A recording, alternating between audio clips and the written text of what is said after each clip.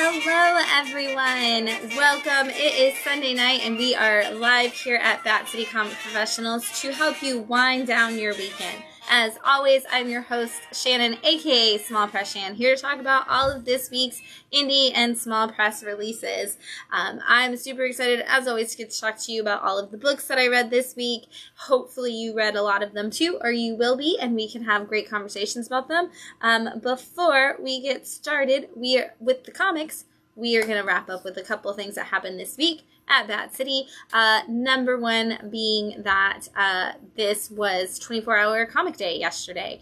And if you don't know 24-hour comic day, that is the day where you are supposed to make a 24-page comic in 24 hours. We kind of encourage you to take just a little bit of a different strategy and just create something. We know that the concept sounds daunting sometimes when you think I have to do a whole comic, but the whole thing, it's just like National Novel Writing Month. As long as you get started and you use those creative juices, you're moving in the right direction. And we gave you prompts all throughout the day that were actually created by kids in our Bat City Kids Writing Workshops.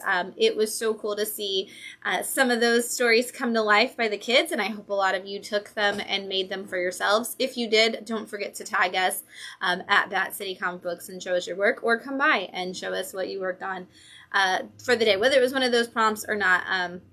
I hope that you did something creative. And speaking of creative, this past Thursday, we had our creator meetup. Thank you to everybody who came out for that. It's always fun to see the things that people create during that, but also to see people just kind of talk about where they are in their journey. And, some of us all hit the same pitfalls. Some of us have different struggles. And so we're able to kind of talk through things all together and just encourage and motivate each other through that. And also just have a lot of fun with people who like to create things. So we had a great week, and of course it was banned book week, so I hope you read something that somebody told you not to, and I hope it inspired you to pass the book along and make a difference in this world. There are so many incredible books that are on banned book list in this world, and so I hope that you had one of your favorites that you were able to share with somebody else this year. We are going to have a couple events coming up. There is nothing this week other than regular operations at Bat City. There's comic creation workshops for kiddos will be October 21st. Story Spelunkers, we're actually going to be on the 22nd, which is a Sunday, so kids club members know that. And then October 28th is Batastic Halloween. If you don't know what that is, it is a fun day filled with free comics, free candy, chances to meet some costumed characters, chances to have some fun at Bat City. That's all Halloween themed. It's going to be a ton of fun, and that is 11 to 5 on October 28th. Which is just a good day to celebrate Halloween in general. I'm going to share this out with everybody so they know that we're talking about comics. And then we are going to talk about, before we talk about comics, we're going to talk about wine. So since we are winding down our weekend, we are going to talk about this wine right here. It's H3. It's a Cab Sav. And this is, the H3 stands for Horse Heaven Hills. Oh my God, that's so hard to say all together. Horse Heaven Hills, which is a place in Washington State where wild horses travel around and live out their lives. And this was funny because this looks like it has nothing to do with horses on the label, really. But this is, it's supposed to be like a really rugged landscape that's really rich and, of course, is known for these incredible horses. And so they say this wine is a cocoa finish with blackberry flavors. No, deep berry, not blackberry. And that it has a really strong balance of earthy tones, which I was like, oh, Matt picked this. And it says it's really earthy. And I hope that it is. But I'm going to give it a try. It smells earthy. You can definitely taste the deep berry. Whenever they have the really strong berry in the thing, sometimes it tastes too almost too sweet. But this has that. I really feel like it is blackberry. It doesn't say blackberry, but it does feel very. It's very thick and very rich, and very good. Yeah, earth tones, deep berry, and cocoa finish, which it does have that smoothness of what I remember chocolate tasting like, and cocoa themed things. It's been so long. I would bring this to a party as a nice gift. This is a good housewarming, or Yeah. thank you for having me over wine. Absolutely, because this seems like one of those, there's not a biting aftertaste. Right. It's very smooth. This would be something that would definitely be good to give to anybody. And it doesn't say, but I mean, honestly, I would say this would pair really good with pastas, with meats, with even fish. Like, this would probably go well with pretty much anything you want to put it with. But as the body to drink by itself. Yes. Yeah. This is really good. And it says that they, like, it's all their family farm, like, fruits, which I think is really cool that it's all, like, a family-made project and stuff. But this is really good. Publix. Publix. Really? Is this one of the Publix ones? I think so. Is that where the last, like, 3 were from? Yes. Okay, then yes. I'm going to move that over there. If you haven't tried it, give it a go if you're looking for a good red wine to enjoy. And from Washington State, so I know I have a lot of friends up there, so if you're up there, you should probably grab that because I bet it tastes really good fresh to the source. All right, we're going to talk about some comics this week, and we are going to kick it off with Darkwing Duck, issue 9 from Dynamite Comics and their Disney imprint. If you ever watched the Darkwing Duck show, you should be reading this comic book because this is just episodes of the show. Like new episodes of the show, essentially, if they went back and started it again. We are currently in a continuous little zone of it. Some of them are one-offs that are like quick episodes, but this one is one that seems to have some continuing story arc because Darkwing is having to learn to work with other people. And so Launchpad and his compass have been stolen. And while Neptuna has said she could help, Darkwing, of course, doesn't want her help. Gizmo Duck is now on the team, even though Darkwing refuses to acknowledge that. Morgana is on the team, even though Darkwing tries to act like she's just a little lady. And of course, as always, Goslin is kind of running the entire show. But they have to do something in order to win Launchpad back, which we know is kind of the best. He's the best sidekick of all time. And so they are working to find him. And Darkwing is losing at every turn, as he so often does. And this is honestly building up towards the fact that we are getting a Justice Duck series.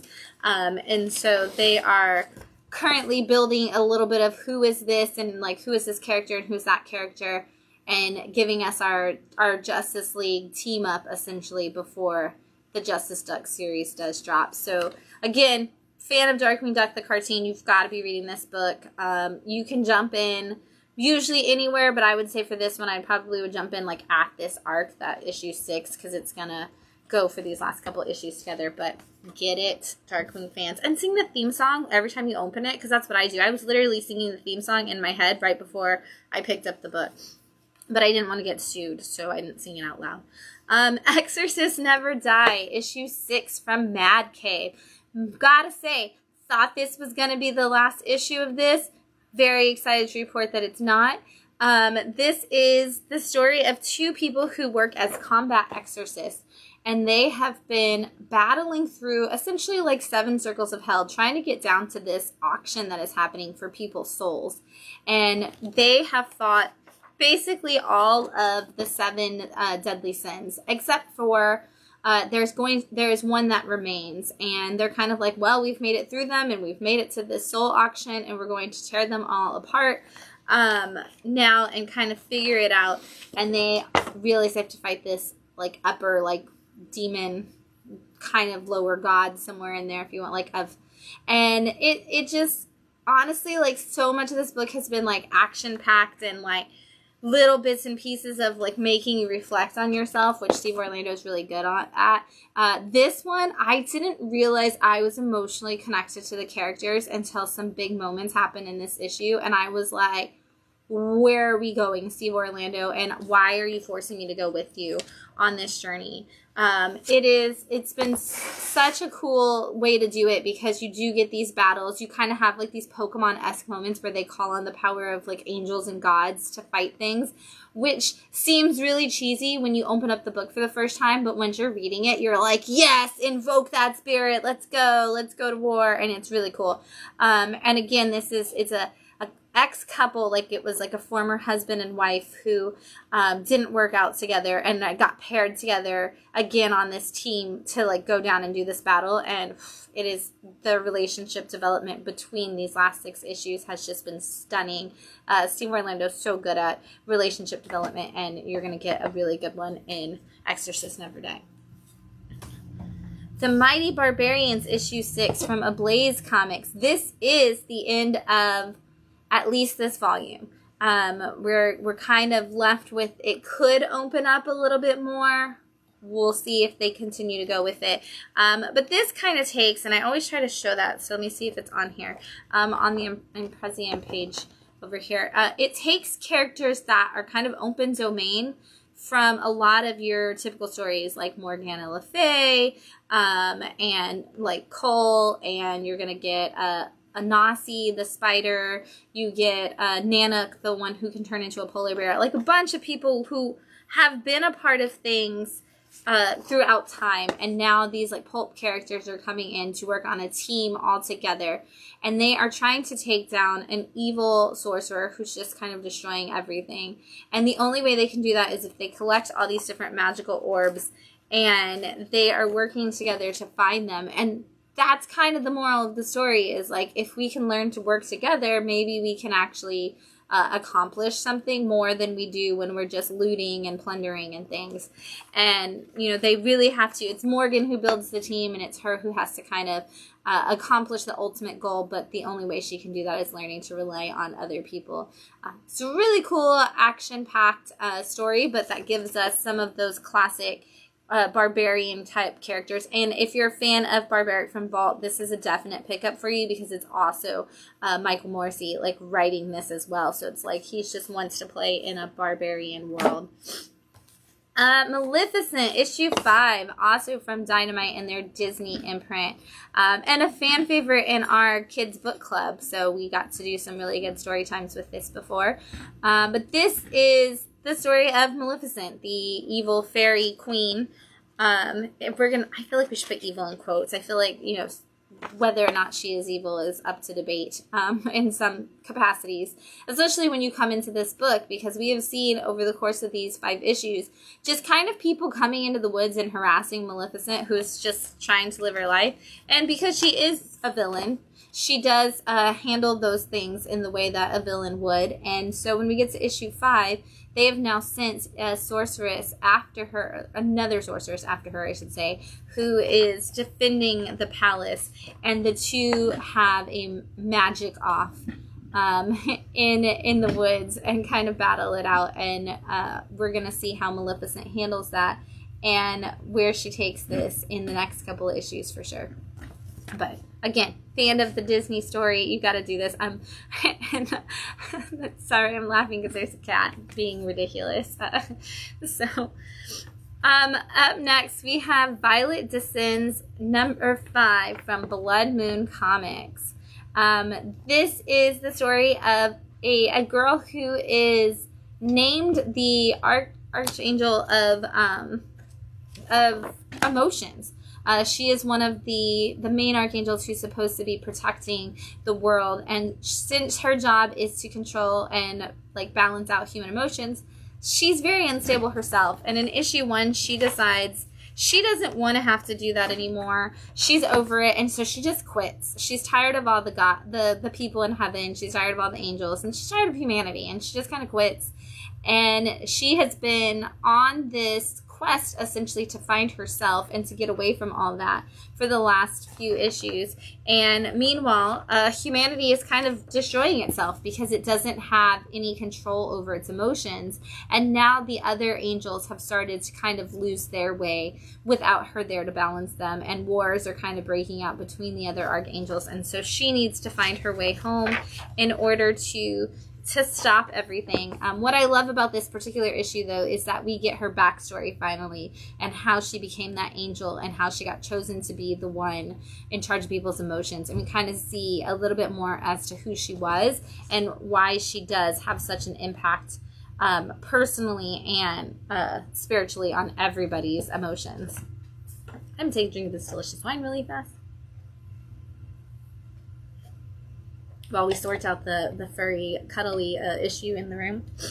Which is why the tripod keeps moving. Yeah, the camera keeps moving because the cat thinks that she's the star of the show today.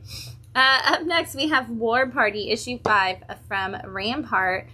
And this is the story of a goddess named Diani. And she is a woman who can kind of give over the powers of essentially shape-shifting and skinwalking. And she ends up having to kind of give those powers over to a bunch of people, because we have the times of the settlers coming into America and just setting up their camps and destroying everyone. And they're kidnapping people that are already settled there. They're going after Native Americans, and she needs assistance, so she recruits some guys to help her. And they have been battling against this local fort for a while, and now this fort has decided maybe it's time for the French and the English to kind of band together against the Native Americans. And they are like, hey, we're going to have to fight back, and we're going to have to fight back harder. And we're going to see, we kind of see in this book the start of some really epic battles between them. But we are going to see whether or not Diani can help them get the power that they need, and whether or not she's going to kind of lose it herself in the process. But this has been a really great story, and I do like that they had a 0 issue that kind of explained her backstory, and then in the first issue they gave us a little bit of the history about the culture behind this. And so it was like, hey, this is like your history lesson on this, so you can kind of see where this story is coming from. So if you haven't checked it out, like I said, there's 0 through 5 out already. And there's only one more issue, because issue 6 is the last one. Up next, we have Ghostlore, issue 5 from Boom Studios. This is the story of a young girl and her dad. And her dad is the priest of a local church, and they do not get along. She doesn't want a life made of religious decisions, and he doesn't understand why his child doesn't just do whatever he tells her to. In issue 1, they have something happen to the two of them, and they both begin to be able to see and guide ghosts, or as her new friend in this issue calls them, phantoms. And her dad is very angry and bitter and wants to cast them all out and doesn't want to help them. And she kind of feels like it's her responsibility to help these people in need, even if they are already dead, because all they want is someone to listen to them. And as a teenage girl, that's all she wants to do, is somebody to listen to her. And so she kind of wants to take that on. And so in this issue, she has gone off on her own, run away from home, and she meets a new group of people. And all of them, like her, have the ability to see ghosts, and are able to also help them by listening to their story and help them pass over to the other side. And so she's found a new family. And we're going to see, because they do say that there are some people out there who have ill intentions when it comes to phantoms and the people who can see them. So I think we just set up a whole new level to what's going on with these people, and we're going to see how that plays out as Ghostlore continues.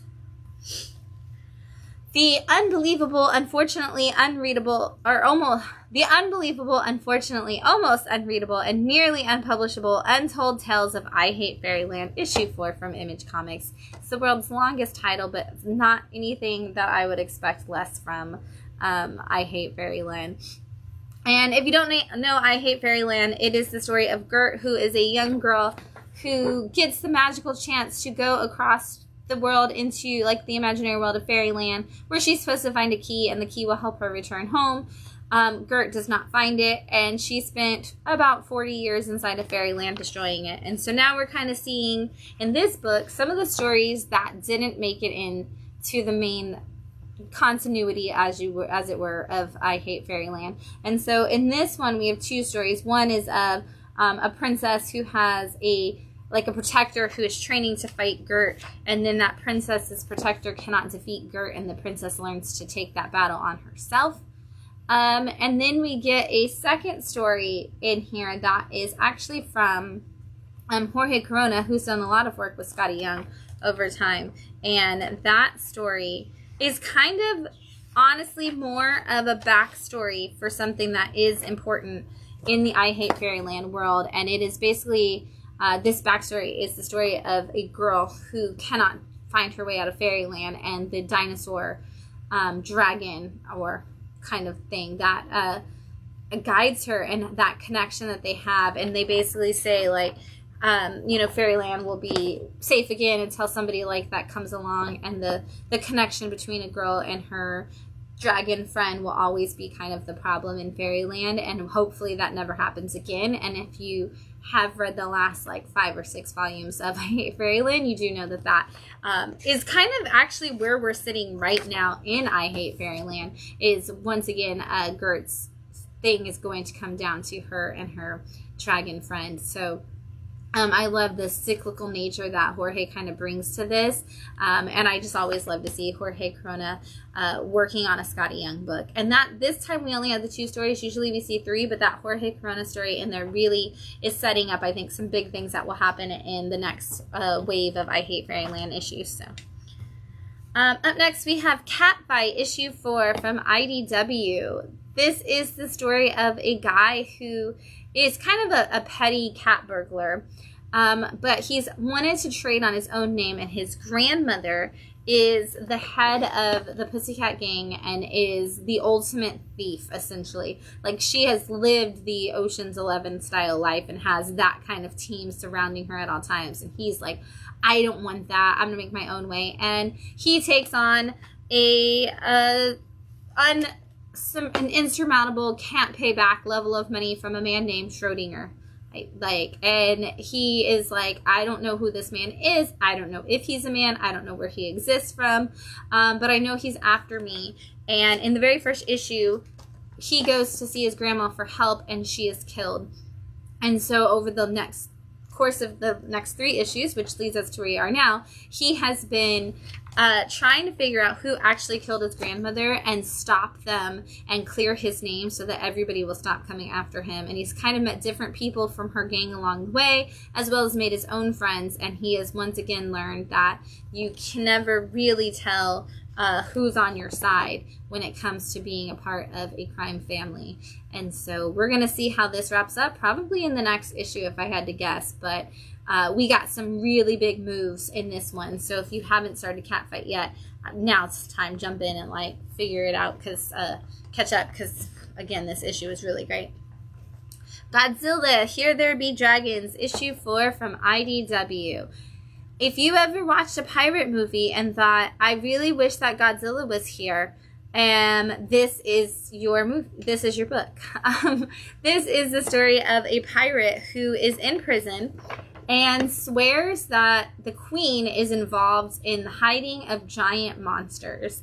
And now he is being able to, he's been brought in to tell his story, essentially, and now he's feasting and he's drinking rum and wine and telling the story of the time that he went against the Spanish Armada with a couple of other pirates, and they ended up on an island made just of monsters.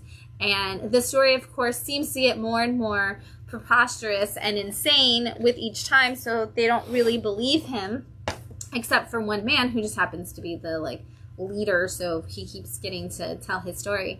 But we are seeing all of the kaiju monsters that we get on Monster Island come out in this story, with lots of great Godzilla battles mixed in along the way. And I'm going to see, yeah, you can see Godzilla fighting this lobster kaiju. It's just a ton of fun, honestly. Like, if you're a Godzilla fan, you're in this just for the pure fun, because it is honestly just a crazy absurd story, and you're gonna it's just gonna be awesome, and you're gonna enjoy every second of it. And if you're a fan of We Live, this is Anaki Miranda on art from the We Live story. So it's kind of, we haven't really seen a lot of the Miranda brothers since We Live, and so it's nice to see that happening. Chopping Block issue 4 from Keenspot. This kind of comes out quarterly, and it is the story of essentially like a Jason Voorhees, Michael Myers, Norman Bates kind of mashup. And he is living at home with his mother, who of course is dead, and sits in her chair, and he discovers like friendship with a little girl in the neighborhood, and they're trying to figure out like what's going on with this weird alien eyeball that lands, and they're just kind of mixing up between normal everyday kid stuff and trying to figure out if his like how to get away from his mom, who's controlling of him. And in this one we find out that his mom has this essentially like wheel of destiny kind of thing, and they go and try to find it, and they end up bringing it back, and the mother comes full into her control kind of situation and tries to take over with this wheel. And so check it out if you are an adult. It looks like it's for kids. It is not. It is definitely an adult book. Like issue 2 had some jokes that were like way too dark for kids, but if you are an adult who likes monster stuff and you're looking for something that's funnier version and not so much a creepy version of all of those classics that people talk about, this is a good one to go into for that. Almost parody-like, but not quite. Rocketeer in the Den of Thieves, issue 3 from IDW. This is classic Rocketeer. If you like the movie, if you like any of the older stories or comics, this is definitely something you have to pick up, because it is all of the things. And in this issue, they have, where did they are on the way to like find these people who all the same regular bad guys, people trying to steal the pack and everything. At this point, Cliff's told Betty he's never going to wear the jetpack again. And they get to this place and they're fighting, and he's like, well, you see, I know, like, they're going to, like, jump out of a plane. He's like, I know I said I would never wear the pack again, but, like, we can't really jump out of the plane and go fight these bad guys if I don't put this pack on. And she's like, ugh, I guess so, because Betty never supports him being the Rocketeer. And then they get there, and he's like, you can't go with me. Like, it's too dangerous. We're fighting Nazis. It's always like, it's such a bad idea for you to be there, Betty. You should be safe. And she's like, I'm going to go, and I'm going to fight. If it's dangerous, if it's too dangerous for me, then it's too dangerous for you. And so she kind of goes in and actually, like, beats some people up for a while, which is really cool to see her fighting back. And then we see them think that they've got things under control, only to find out there's some twists and turns, and he might not be the only Rocketeer in this universe anymore. And so, again, if you're fans of the Rocketeer, classic storytelling, feels very much like watching the movie in continuation. So grab this for sure. I am going to take a drink really fast of this H3 wine. Horse Heaven Hills. It's so many different sounds at the beginning of the H's.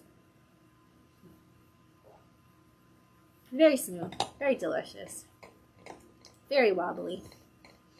When I put my cup down, I always the cup. It's always wobbly on the. Oh.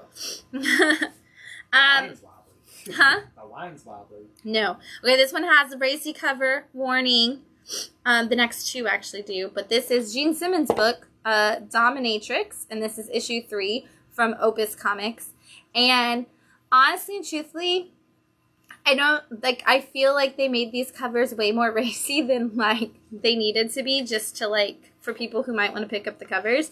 But this is the story of a girl who is a dominatrix, and when she is with a client one time, somebody shows up and kills him, and they're, like, trying to get all his stuff, and so she takes off and runs out, and come to find out he has all of these drugs, and the drugs essentially make people a superhero.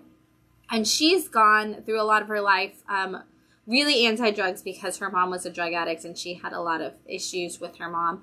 And so now she's kind of on the hunt, though, to bring these people down, and because she knows that they're putting all of this on the street and she doesn't want to see that happen. And so she's now gone on her own investigation, essentially, and is just tracking down everybody and beating them up, and is totally and completely awesome.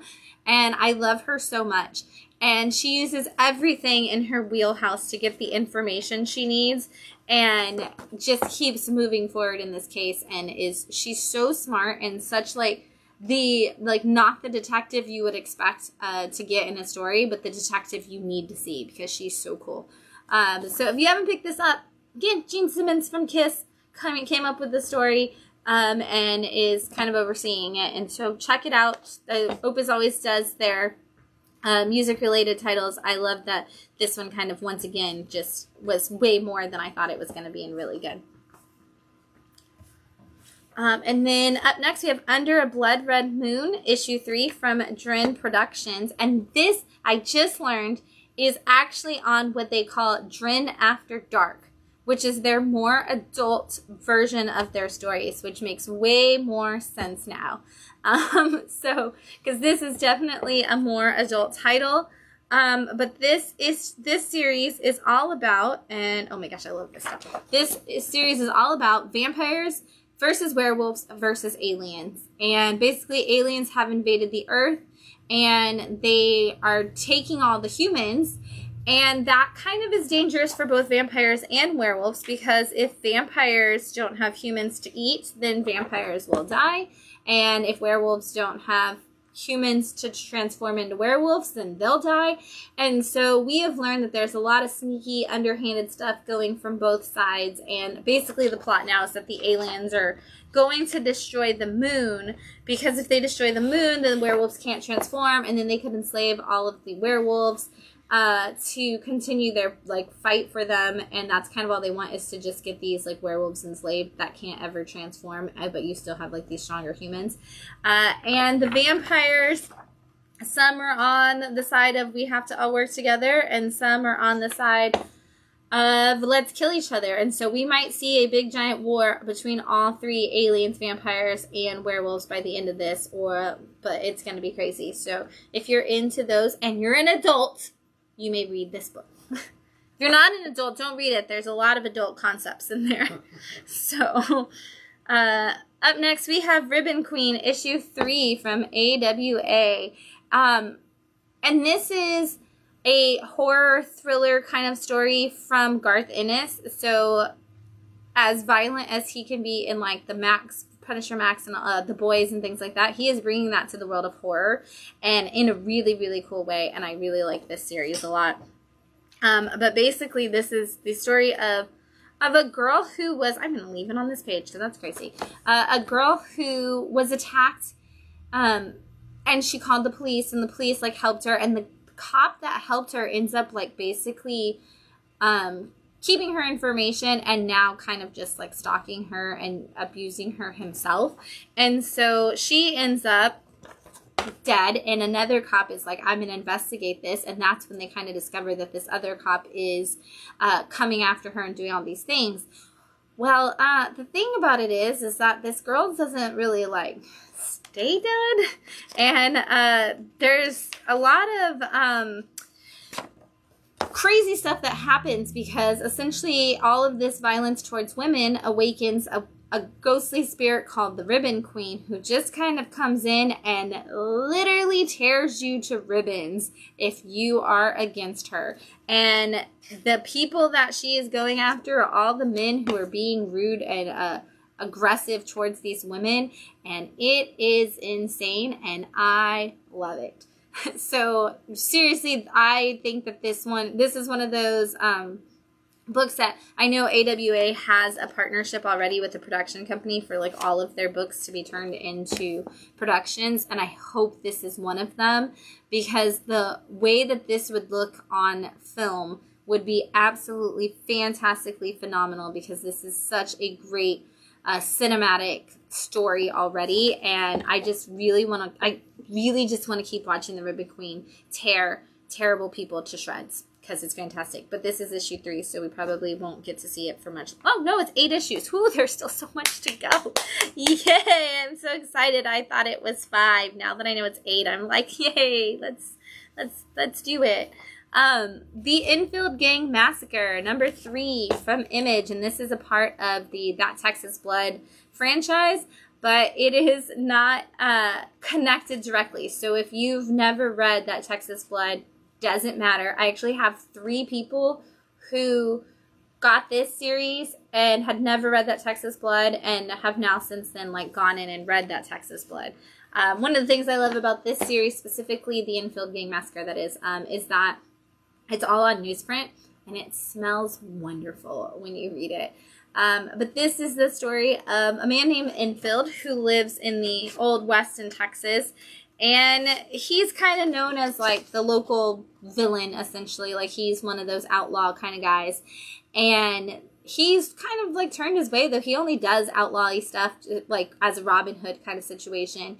And a man gets murdered. And of course, the people in the town are just automatically assume that it's Enfield. And the local sheriff is like, I don't think it is. And the people in the town are like, well, us and our posse are going after him and we're going to take him out. We're going to take out everybody associated with him. And so that's kind of where we've been. We've been in a standoff where they have shown up at Enfield's property and they are literally just, if anybody moves on it, they are killing them and they are trying to get Enfield to surrender. And he's like, it doesn't matter if I do, you're going to kill everybody here. Meanwhile, the sheriff is like, I'm going to actually investigate this. And so we are starting to see where the investigation might lead in this issue and whether or not Enfield and his gang are going to make it out. It's called Enfield Gang Massacre. I don't really have high hopes that anybody will survive. But you know, maybe Enfield's gang slaughters everybody else in the end. Anything could happen. But again, I don't have very high hopes that people will make it through. Tear Us Apart issue 2 from Dark Horse. This issue 1 of this was a pick of the week, and I really am enjoying this story, and I cannot wait to see where it goes. But this is the story of 2 kids who live in a society where children are basically selected to train as acolytes, where they will go out and basically fight for whatever these gods are that run this world. And it's very dystopian future, and it's like, oh, you're trained to this. They don't even have names, they're just numbers, and they're not supposed to have any feelings towards anybody or anything, kind of have the same rules essentially as Jedi.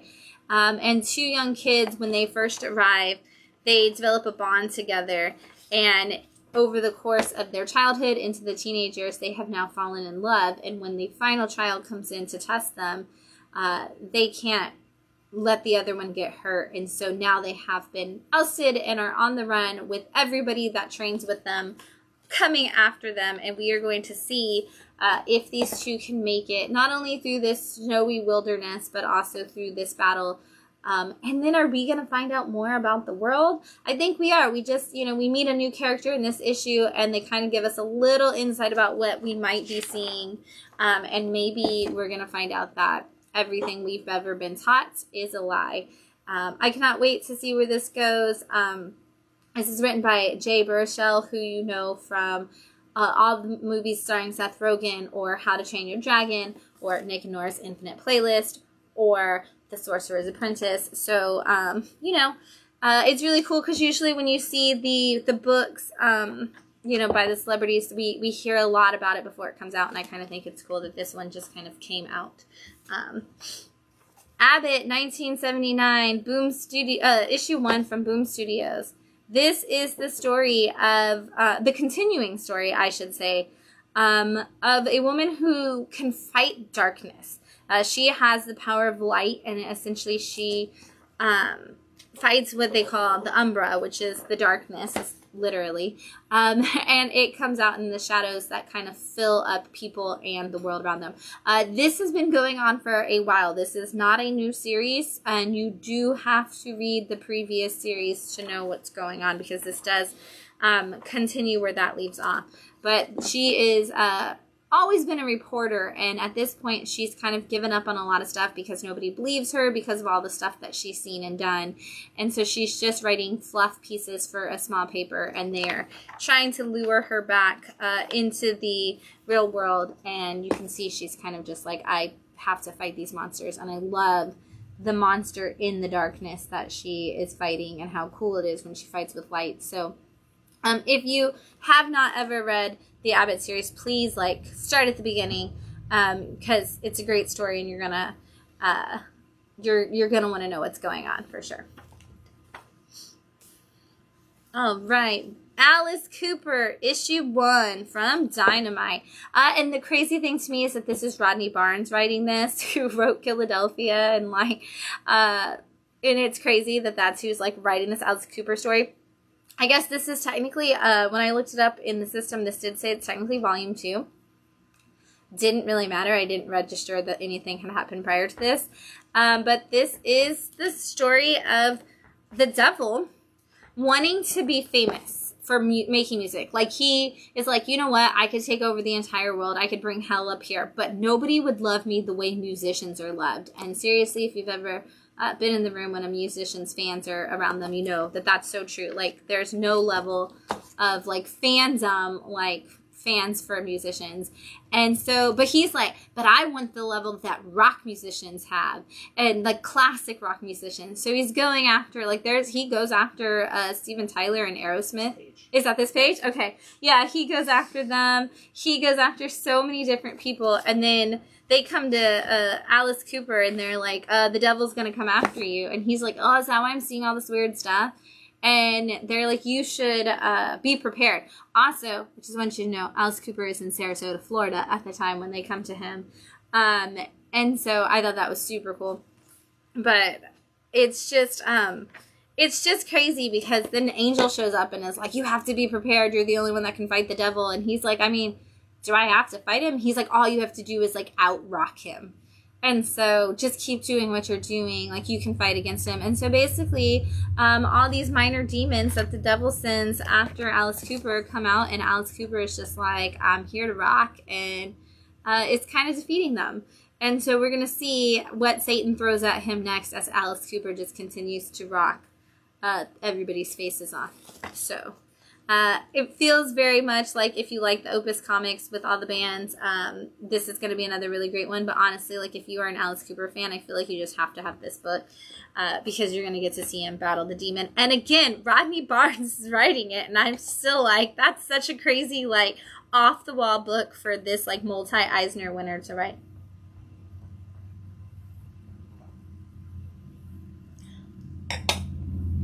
All right. Ranger Academy, issue 1 from Boom Studios. These are the Power Rangers, but not really. This is a free comic book day title, so if you did get the free comic book day issue, you got part of the story in there. It was 6 months ago. Yeah. So, yes, it's been a long time since free comic book day. So you may have forgotten that you got this, but I did have a lot of people that were that sounds good. I want to get it when it comes out. And a lot of times the free comic book day issues don't actually give you a piece of what the first issue is. This one does. I was actually surprised, but this is more of a young adult story, which I guess Power Rangers used to be, and now it's kind of made for the people who were children when Power Rangers came out. But this is actually about teenagers, and there are two teenage girls who are two teenage people, yes, that are on their way to a planet to recruit cadets for Ranger Academy. And Ranger Academy is where you go to train, as you would guess, to become a Power Ranger. And they accidentally crash land on this moon, and the only two people that live on this moon is a dad and his daughter. And the daughter saves them from the dangers that they're in and then takes them home. And, savvy readers, we can start to notice that the dad knows a little bit more about this Ranger Academy than he's letting on. And it's kind of I'm not letting you go there. I'm not letting you talk to these people. Go to your room. Get away from them. And, of course, we've got teenage rebellion at all angles and all ways. But it's actually really cool. So, I grew up with, my younger siblings being really into Power Rangers and kind of watching it more with them. And then, on, the mornings when it replayed at, 6 a.m. a lot of the time. I'm first-gen Power Rangers was really the only Power Rangers I ever saw. So I don't know how big this lore has really, really ever gotten. But the way they expand this and the things that we were able to see in the beginning of this has me intrigued in Power Rangers in a completely new way. because I was like, oh, now we've got this academy, and they're like, oh, we're going to go to like the Red Ranger section because of this. And so it's like, oh, are we getting sorted like houses or like the cabins in Percy Jackson? Is that essentially how this is going to work?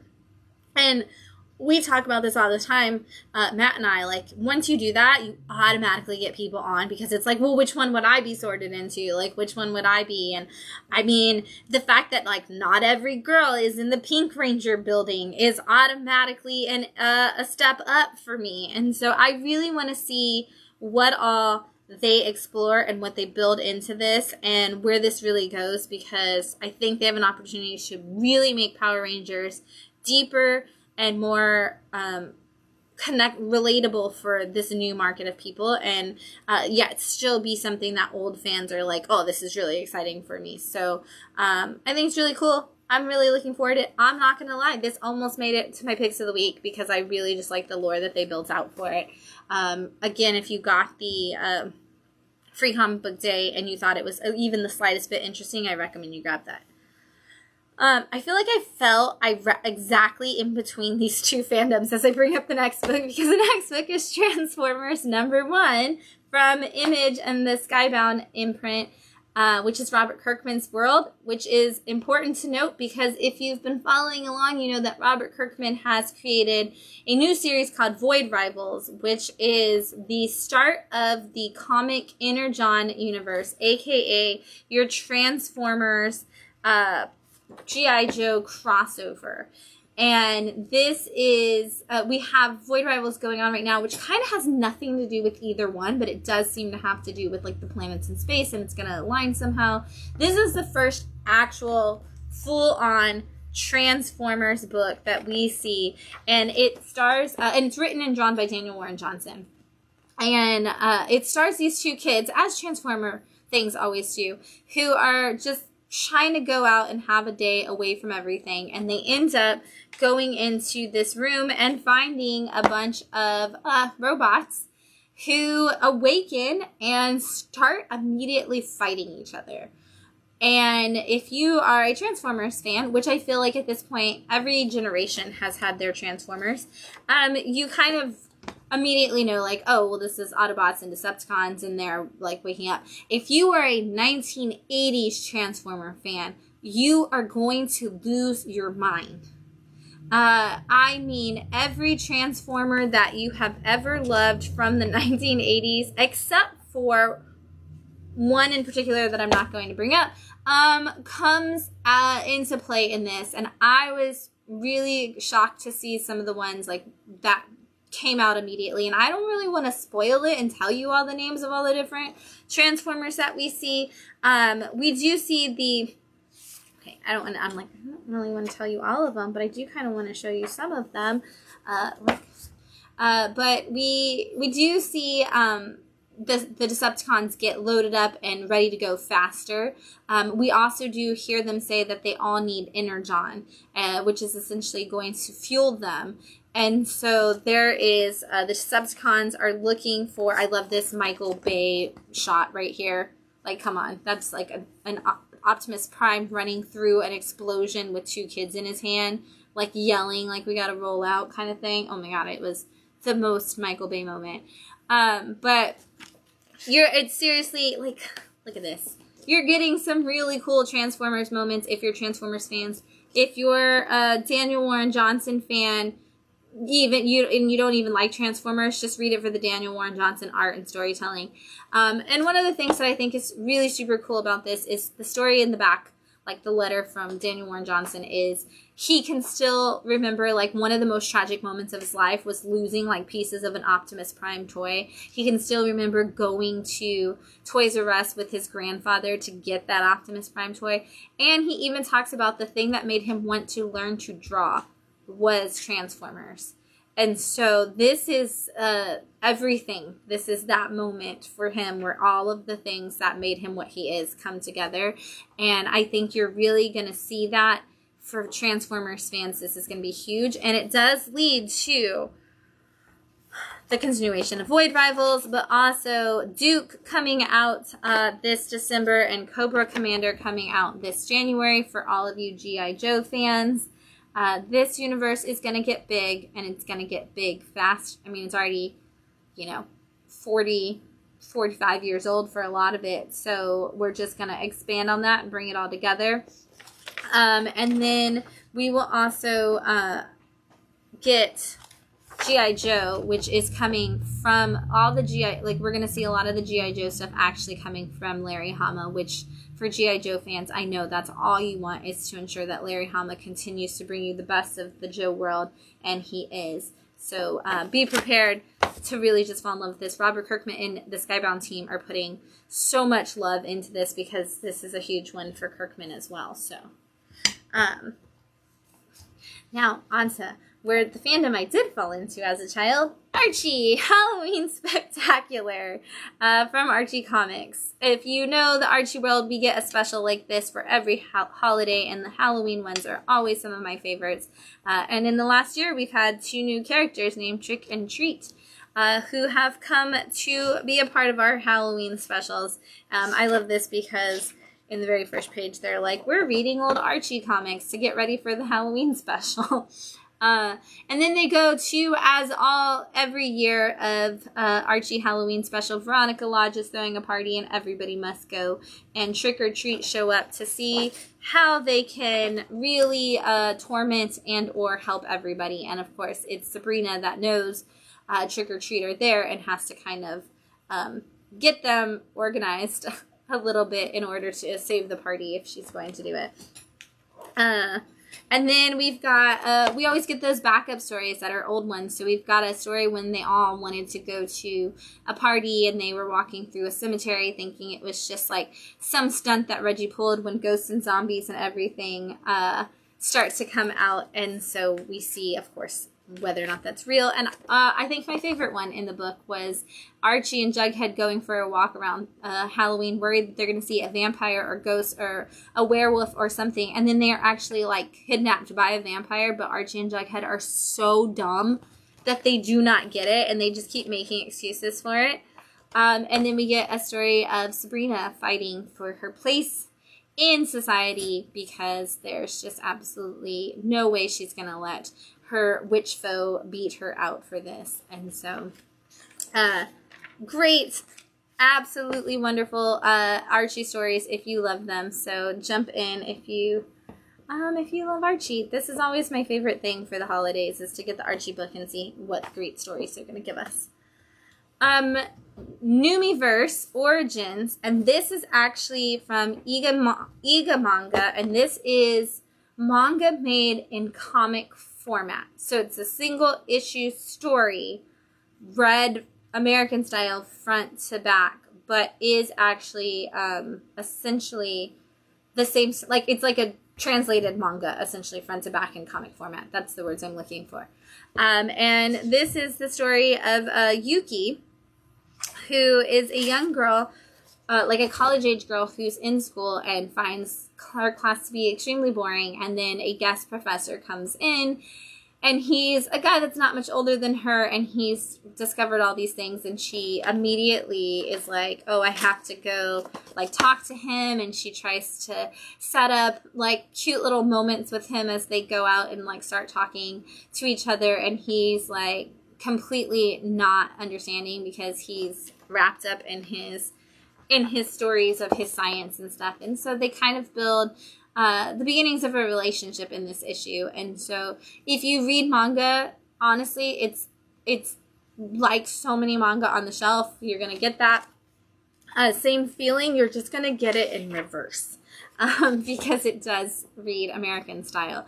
But it's really cute, and I think that we're building a really good universe out of these characters, and I can't wait to see what it is that he is actually experimenting on and researching, because I think that's going to come into play in a very big way in where the story goes. Tales from the Cave from Madcave. I'm not sure if this is just going to be a one-shot or if we'll see more. But this is an anthology from Madcave featuring all original stories from 3 of their biggest titles. So you've got a story from Nottingham, and you've got a story from Battle Cats, and of course, to me, most importantly, you've got a story from Where are you? You've got a story from Hunt, Kill, Repeat, which I absolutely love, and we just saw the ending of, so I'm glad we have more stories to come. And I'm going to tell you about this because it is my favorite one of the three. But Hunt, Kill, Repeat story does star Athena, who you know plays a very big role in the story in Hunt, Kill, Repeat. And this is kind of her coming in, and she's talking to the other gods. If you don't know the Hunt, Kill, Repeat story, basically humanity has stopped worshiping the Greek gods, as we all assume would happen, and they're very mad about it. And so Zeus takes them all and gets rid of everything in the world except for them, and puts, like, essentially attempts to enslave humanity if it doesn't pay attention to them. And Athena is kind of his right-hand god in that process. And so this is Athena setting a lot of that up and really working to develop this militant coalition of people, and it's when they're still protesting. So I love getting to see humans kind of trying to stand for themselves, and she's like, we're gods, you're humans, why are you trying to fight this? And I love that because we didn't really get a full backstory for Hunt, Kill, Repeat because it was told from Artemis's perspective. So I like that we do kind of get to see a little bit of the other characters, but we also do get to see just kind of this fall of humanity a little bit more. And I really just wanted to bring this up so I could tell Madcave once again, if you want to keep going with Hunt, Kill, Repeat in whatever way you can, I'm not opposed to that because I love it, and Artemis is one of my favorite Greek gods. Midnight Show, #1 from Dark Horse Comics. This is the found footage book of the Halloween season. We seem to have one every Halloween. What I love about this, though, is the movie is called God of Monsters, and they have found this movie and they are screening it inside of theaters, and it is all about the Universal monsters. It is essentially like Universal monster movies, how they got made, things like that. And while the movies are screening, somehow, let's see if I can find a good shot of it. Probably not. But while the movies are screening, somehow the Universal monsters are coming out into the real world, and we are seeing the people being attacked by them in different ways that kind of mirror what happens in the movies, but also gives us I don't want to spoil that, but gives us some great moments of Universal monster goodness. And I love it because you do get those scream moments too, like you have the projectionist that's playing the movie, like, come on, look behind you, like totally doing the Jamie Kennedy thing, while exactly like the same kind of thing is happening. I'm a sucker for anything Universal monsters. You're always going to get me. I love found footage movies, or stories about found footage movies. And so the combination of these two things going together at spooky season, which is absolutely perfect for me. I'm super excited to get this, and we're going to see where it goes. I'm going to take another drink of wine before I tell you about my 2 picks of the week.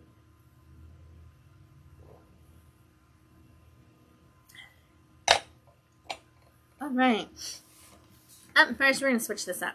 No, I can't, because we're going to do The Sacrificers, issue 3 from Image Comics. When this first came out, I wasn't sure where this was going to go, and I'm so excited to have this here in my picks of the week on an issue 3, because if you know me, I have the Shann rule of 3, and I always say, like, wait, if you're not sure about a book, but you're kind of like, this could be really good, wait till that issue 3. This was one of those perfect moments. So in issue 1, we learn of a family of pigeons, and one of the boys, like the teenage son, has been made to live his whole life in the barn, and we find out essentially that he has been chosen as that family's sacrifice. And we don't know where he's being sacrificed to, we don't know how he's being sacrificed, we just know that they are coming for him like they do with people throughout the entirety of the realm, the world, whatever. And so he gets taken, and in that first issue he meets a girl who's from another place, and she's like, I'm so excited, I volunteered for this, I've always wanted to be the sacrifice, this is going to be amazing, we get to we get to dine with the gods, we get to have experiences with them, it's going to be so worth it. Issue 2, we meet the gods, who are basically like the seasons and the elements and different things like that, and they are awful. They are lavish, 1%er kind of people who do not care about the citizens of their world at all. And they're all at this giant party. And we see the whole thing from the daughter's point of view, of the daughter of like the fire god, and we see it all from her point of view, and she kind of seems to hate all of them too. And issue 3 brings those two things together. We kind of see who those, like what those gods are and how they relate to their people, and we also finally get a little glimpse into what it means to be the sacrificed, and where that is going and what that might look like. And this book is going to be insane. It's going to be such a cool story. I love all of the characters. The fact that we built out as many characters as Rick Remender did in the first 2 issues was insane. The world that he's already designed is huge and massive, and what he's going to do in that world, I even like at issue 2, I was like, where are we going? It's really going to depend on what we're doing, because it kind of feels like it could go in like 10 different directions. He went in a direction. He made a choice. I'm here for where we're going to see this play out, because goodness gracious, that man did some sacrificing, and it's going to be good. On like the opposite end of the spectrum, we have The Plot Holes, issue 2 from Massive Publishing. And this is the story of a guy who is suddenly pulled out of his world by a team of people who are here to stop plot holes from happening. So basically, in this world, when a writer is developing a story, if that story gets shelved or if it does poorly and gets canceled or anything like that, the characters just disappear. And then on top of that, like the people who are meant to experience that book to have the impact that they need never get that story. And so there's a team of people who come in and they fix that. All of them are fictional characters. We've got like this kid that's supposed to be kind of like Calvin and Hobbes. We've got this bear character who is the king of, or the prince of his people. We're led by a person named Ed. And we've got a vampire priestess. And then we get in issue 1, the new member of the team, who is a guy who is from a story where he was writing a comic book. And now he has been brought here because his story wasn't going to end well and they saved him. But we found out that there is a worm going through all of the books, a bookworm, if you will, that is a virus that is destroying books throughout the entirety of the universe. Books that weren't meant to be erased are suddenly just getting devoured by this worm in this picture on this page. And so they have to figure out how to defeat this worm and how to do it fast, because every time he tears through a book, every single one of those characters dies. And they lived their life. They thought they were real. Those stories meant something to a lot of people. And then they die. And in this issue, one of the things that I really like is we got the backstory for our team. So we got to see each one of them. But we got a lot about Ed, our team leader. And I really want to see where this is going.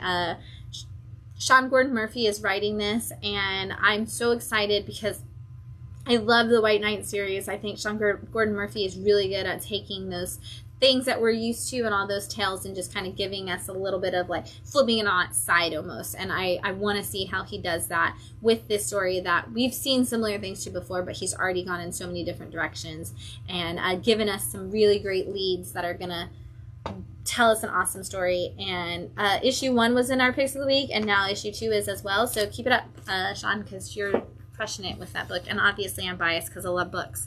All right. Oh, wait, I have one more. I didn't write it down. So, because this is cheating.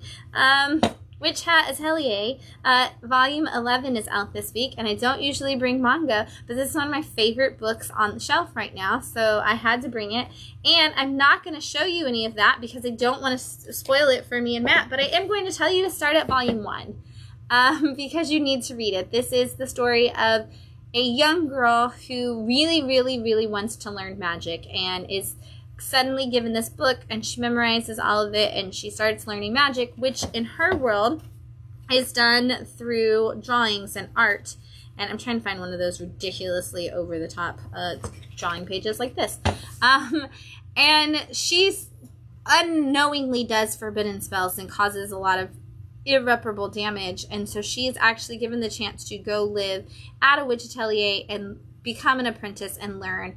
And over the last 11 volumes, we have had one of the most beautiful stories with the most fantastic team of characters, some extremely gorgeous artwork, and moments that make you laugh, that make you cry, that make you hug the book, that make you want to throw the book.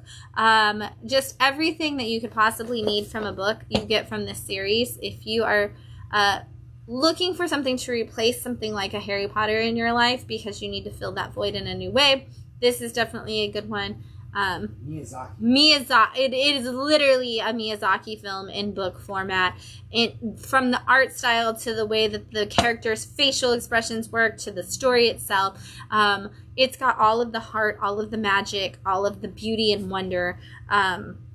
It's seriously, there's 250,000 books in this building minimally, probably way more than that, individual title-wise even, and I would still say this is in my top 5 favorites. I love this book so much.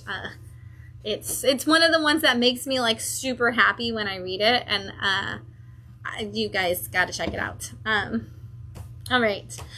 We've got a lot of other books in stock that I'm going to fly through really fast. Walking Dead Deluxe, issue 72. This is them reprinting Walking Dead in color for the 20th anniversary.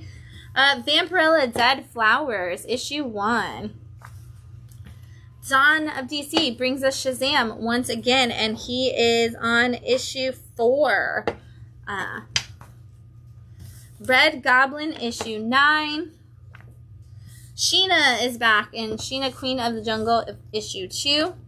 Peacemaker Tries Hard, issue 6. I was going to say 9.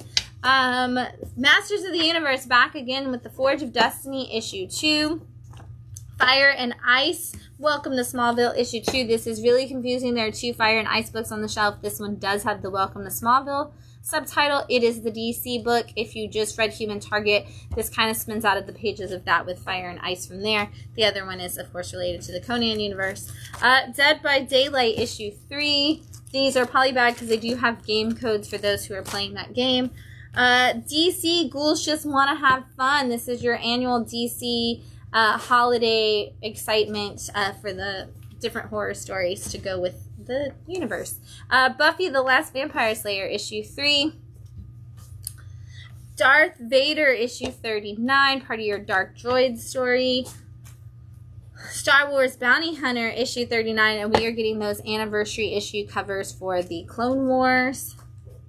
Immortal X-Men, issue 16, with the anniversary issue for X-Men, celebrating the 60th anniversary through, in this particular cover, the animated story. X-Men, issue 27. X-Force, issue 45. Cannot believe there's 45 issues of X-Force already. Strange Academy, the Spider-Man one-shot. We are seeing a lot of the Marvel characters go through the Strange Academy story right now, and they're all getting one-shots. Poison Ivy, issue 15, once again expanded on the G. Willow Wilson to a full, ongoing story for Poison Ivy, as it should be. Gods launched this week from Jonathan Hickman, and this is the adorable Scotty Young cover. We always need one of those when new Marvel books come out. Ghost Rider's annual, and he is fighting the Hood, a character we have been hearing some rumors about returning to more Marvel stuff, and now he's in this annual. Fantastic Four, issue 12. Is it still Ryan North? It is. It's still Ryan North on Fantastic Four. Doctor Strange, issue 8. Captain Marvel Dark Tempest. This is issue 4 of that series, which is really cranking out very quickly. Blue Beetle, issue 2, part of your Dawn of DC storyline. Black Panther, issue 5, and this is your new Champions variant because we are about to get a whole new Champions team. We've got Batman The Adventures Continue season 3 issue 8, and I think this might be wrapping up soon. I heard some rumblings of that. Batman issue 138 with this adorable Chrissy Zulo cover. You're going to see these on most of your DC titles between now and Halloween, so if you're a fan of Chrissy Zulo, make sure you pick up the most adorable Halloween trick-or-treat variants. Alien, the annual out this week. It's been a minute since we had an Alien issue, but it is still going, and here's your annual to prove it. We got a lot of trades out this week. First up, Local Man Volume 1. This is from Tony Fleeks, who did Stray Dogs, and Tim Seeley, who's done most everything else. This is kind of what if one of your 90s superheroes tried to go home after not successfully living the life of a superhero, and just that you can't go home kind of situation. We've got Phantom Road from Jeff Lemire. This is volume 1 of that. I love that they call it Mad Max Fury Road meets Sandman, which is totally a really good way to describe this book about a truck driver who is suddenly torn between the real world and a parallel fake world. I'm going to go this way. Ghostmaker and Clown Hunter. This is Batman 107 through 111, as well as the Batman Secret Files, Clown Hunter, plus Batman Joker War 1, and stories from the Batman Annual 2022 and the Batman Annual 5 that are just going to feature two of the most popular characters from Batman for like a lot of the Gen Z kids. So I know I hear a lot of them talking about them, but also a really cool way to figure out who these two characters are who are still going. You know, Ghostmaker is heading up Batman Inc. right now, and a lot of people are like, where did this guy come from? Here you go. This is how you figure it out. Where Monsters Live. This is Kyle Stark's story about what if monsters from all of your horror movies, like all those serial killers, went home to a nice little suburban neighborhood and one of them messed it up for everybody and they have to take a stand. Tower from A Wave Blue World. This is about a girl who finds herself suddenly locked inside essentially a video game and has to fight her way out and has no idea if people who die are dying forever or if it's just a video game simulation that they will make it out of. And lastly, Junk Rabbit. This is the story of two girls who live in a world where all of the rich people live inside of domes. All of the poor people are forced to live amongst the junk that has been discarded by humanity in the dust. And these two girls have been trying to live their life without their mom and their dad. So they've been orphaned and raising themselves for quite a while. And when a person from the dome is killed inside of the dust, the people from the dome come and start battling essentially with the dust people, and a superhero of sorts arises from the junk, and the Junk Rabbit has come to possibly save them all, and we're going to see how that plays out for them. This was a story that I really, really loved in single issue, so I hope everybody who didn't catch it in that format will catch it in trade paperback now because it's so good. That's what I got for you this week. Don't forget that there's no special programming this week. Well, it's just operating as usual at the shop. Workshops will be October 21st for your kiddos. October 28th is Bat-tastic Halloween, so mark your calendars for 11 to 5 p.m. that day. Come meet some creators, come characters, get some candy, get some free comics, have some fun, and make sure you shop our neighborhood while you're here that weekend because there's Halloween stuff going on all over Old Manatee Historic District. And speaking of, even though we don't have a big event next weekend, don't forget the Friendly City Flea is happening October 15th at Oscura. You can go check that out that Sunday, as well as the pop-up market over at Vintage Find that will coordinate with that. It's also Oktoberfest at Edelweiss this week, so while you're in the Old Manatee Historic District, make sure you check everything out because it's going to be a fun time. We will see you this Wednesday to talk about all of the best comics coming out here in the shop for you. And then there will not be a Wind Down Your Weekend next weekend because I will be in New York. But so when I get back, we will talk about all of the comics that I love so much. So until then, happy reading, hopefully of banned books. We'll see you soon, everybody. Bye.